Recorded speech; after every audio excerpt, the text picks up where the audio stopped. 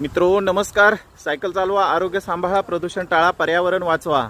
झाडे लावू, झाडे जगू, निसर्ग आपला समृद्ध ठेवू. कारण पर्यावरणाचं संरक्षण आणि संवर्धन अर्थात जीवसृष्टीचं रक्षण या आरोग्य शिक्षण आणि पर्यावरण विषयक सामाजिक संदेशासह मी हिम्मतराव मलमे सर आणि कृष्णा केसकर सह मारुती शिरतोडे सर यांच्यासह आज वलूस, आंधळी, वाजर आणि सध्या क्रांती स्मृतिवन बलवडी या ठिकाणी आम्ही सध्या आहोत.